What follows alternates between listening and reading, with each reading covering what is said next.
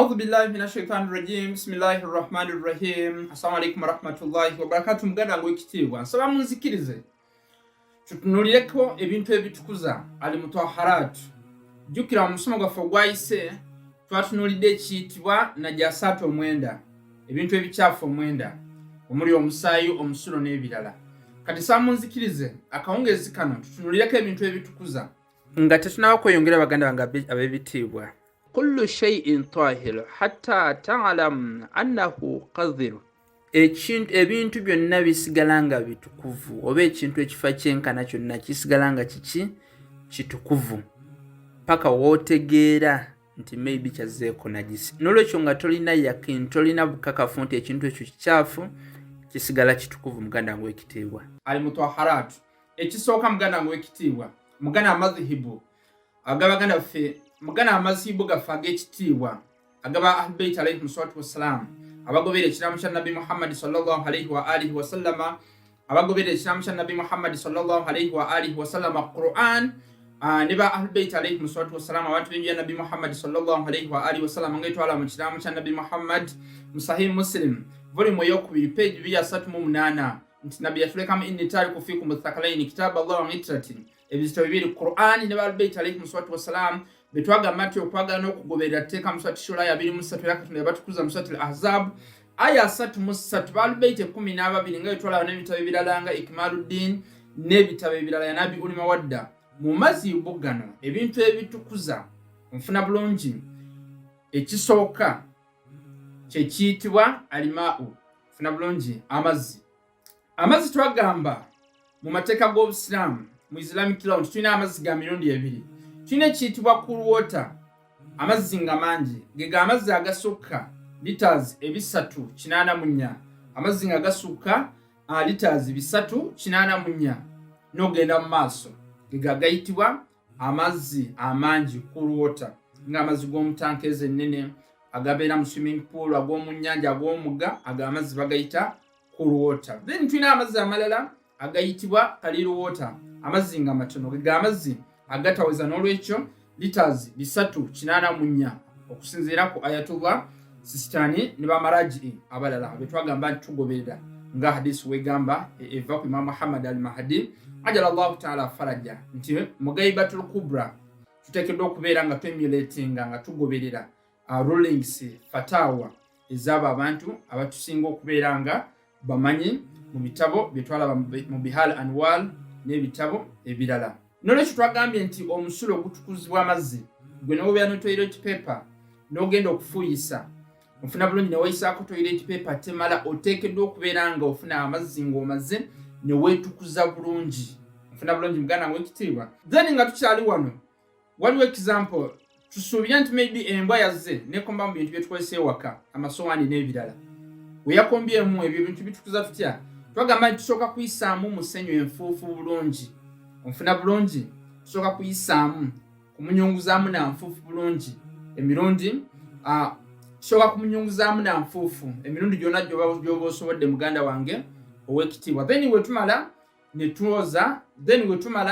ne twoza ekyo ekintu embwa kyebeekombyemu, let's assume sowaani, onfuna bulungi muganda wange ow'ekitiibwa. Bw'obanga okozesa clear water gamazzi geŋŋambye nti matono kati nga gano ag'omujaga, ag'omu kidomola nga tegasussa liters 384, then in case okozesa clear water gamazzi amatono okyoza emirundi 2 giba gimala. Kati nikozesa okozesa cool water gali amazzi, then bw'obanga okozesa cool water gali amazzi amangi ag'omu nnyanja n'ebirala okyoza emirundi 2 giba gimala. Eyo esowaani omala okugyoza n'enfuufu n'ebirala ogikuba, onfuna bulungi, okyoza emirundi 2 giba gimala. Kati era waliwo n'ekirala, ate embizzi eri haramu eri najisi nga bwe mu ayati ez'enjawulo eziri mu surati al-Bakara, surati al-Maida ne ayati endala muganda wange ow'ekitiibwa. Let's assume naye ze neekomba mu kintu ky'okozesa ewaka, sowaani n'ebirala.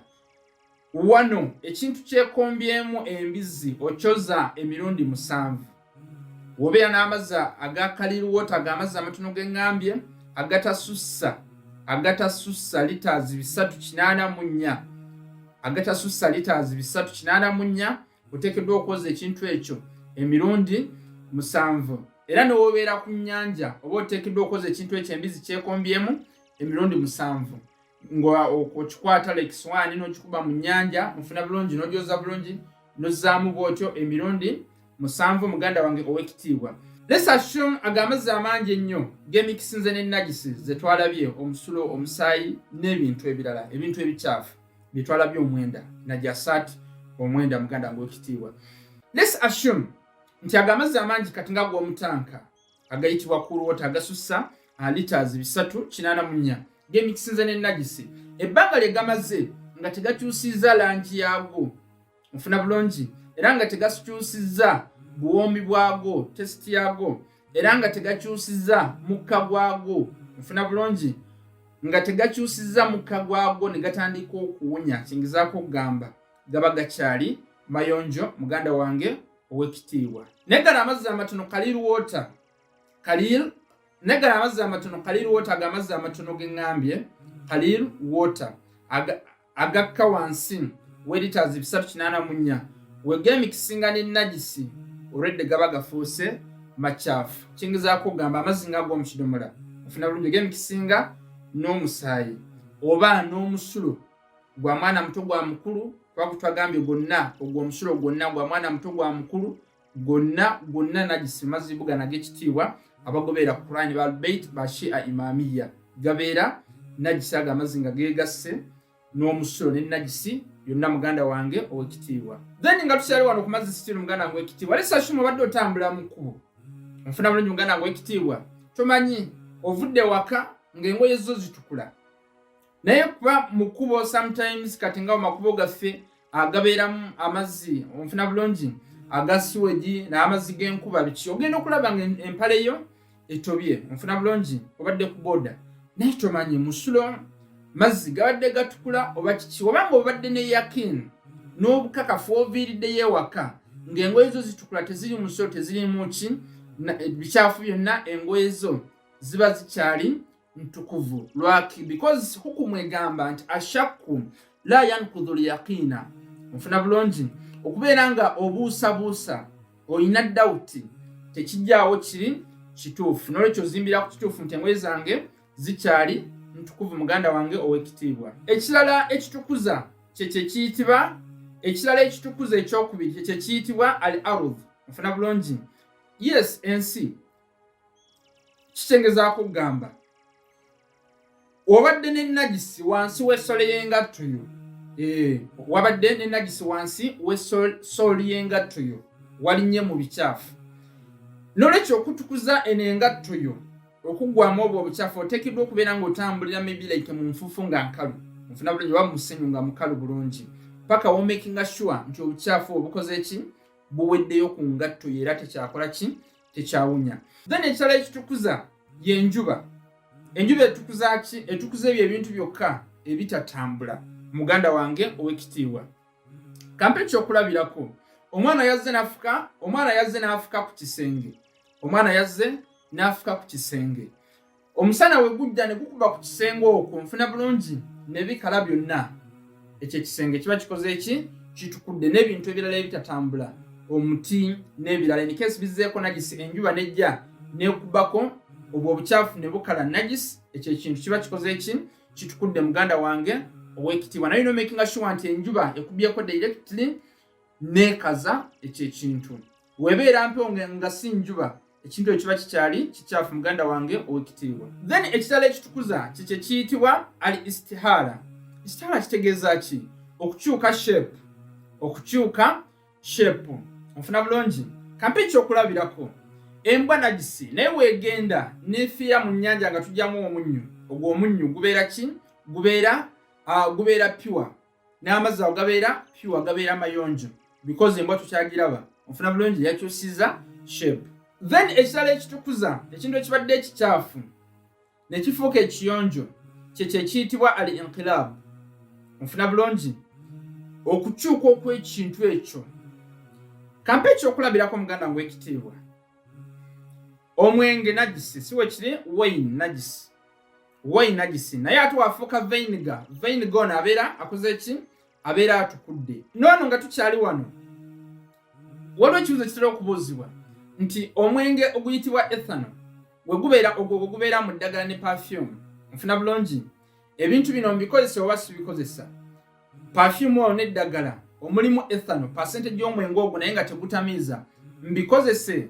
Eddagala lino ne perfume sibikozesa obikozesa. Lwaki? Because percentage y'omwenge ogwo ogulimu percentage yamu ntono nnyo, tekola ki? Tetamiiza muganda wange. Then waliwo wano ekirala ekitukuza ekiyitibwa al-intiqal, change of body. Change of body muganda wange ow'ekitiibwa. Kampi ekyokulabirako, ensiri yaze neekuluma oba ekiku nekikugyamu omusaayi. Ekiku ekyo n'okisanga ng'olina obusungu n'okitta, onfuna bulungi omusaayi gwakyo omusaayi gw'ensiri bibeera najisi oba tebibeera najisi? Tebibeera najisi muganda wange ow'ekitiibwa.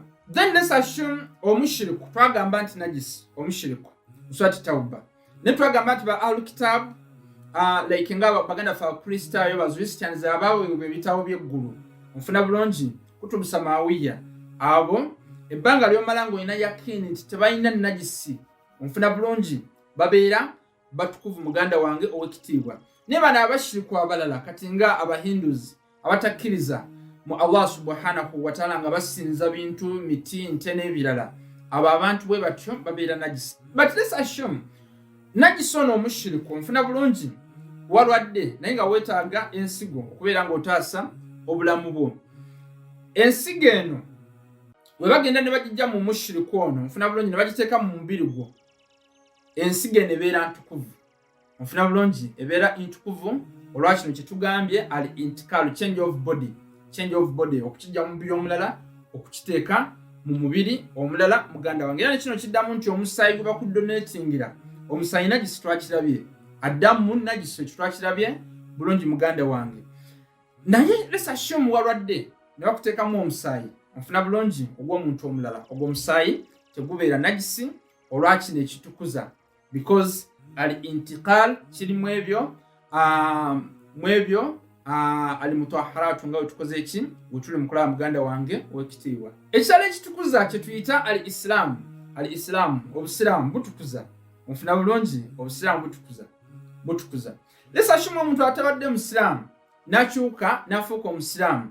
Abaana bano babazze nabo bamainazi bano abaana, onfuna bulungi abantu bonna abali wansi we babeera automatically basiraamu. N'olwekyo tekibeetaagisa kuleeta shahadataini, tekibeetaagisa kuleeta ki? Shahadataini, tekirina buzibu. Ebbanga ly'omala nga tebapinga ono kitaabwe abo abaana. Kansube ntegeerekese bulungi muganda wange ow'ekitiibwa. N'ebintu ebirala ngoye ze n'ebirala ebbanga lye bimala nga tebibaddeemu najisi bukyafu, engoye ze asobola okubeera nga azikozesa zibeera ntukuvu. Waliwo ekibuuzo ekirala, nze nsiramuse, nkoze eki? Nsiramuse. Wemala okusiramuka nze nsiramuse, nfuna bulungi naye sibadde musiraamu, mbadde mukristaayo, eswala zimbalibwako ebisiibo n'ebirala. Nedda muganda wange ow'ekitiibwa. Lwaki? Olwa hukumu gye twagamba nti al islaamu yajubu ma qabla. Osiramuka, obusiraamu buno bubikka kubiri biwakolanga nga tonabakola ki? Kusiramuka muganda wange. Naye in case watwala ekintu ky'omuntu oba oteekeddwa okukizaayo, togamba nti olwo nasiramuse natwala haki y'omuntu era ngisigazi. Ekyo kyamagezi kirimu fitira mu butonde nti oba tuteekeddwa kukola zulumu ku muntu mulala muganda wange ow'ekitiibwa. Then ekitukuza ekirala kye tuyita atabiiya, obutonde. Kikyengezaako okugamba example ekyokulabirako, wayozezza najisi, onfuna bulungi wayozezza najisi. Omuntu yafudde omufu olwedde abeera najisi, ebbanga lyomala nga temunamunaaza ekiyitibwa gusulumayiti, onfuna bulungi oyo omusiraamu. Gwe wamunaaziza, wamala okumunaaza obeera otukudde, tekirina buzibu. N'olwekyo tukiwuka katako kugenda kunaaba ekiyitibwa gusulumayiti, eyo gy'okwata ku muntu nga tebannabakola ki? Kumunaaza.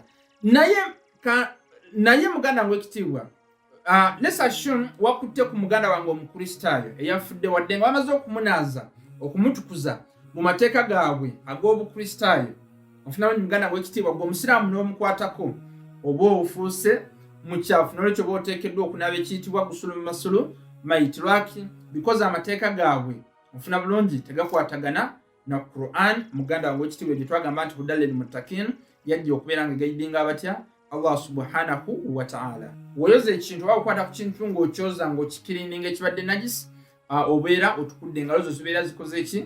Zitukudde, because ne kino kibeera kitukudde ekibadde ekikyafu muganda wange ow'ekitiibwa. Then ekirala era ekitukuza kyekyo ekiyitibwa zawalul aini najasa.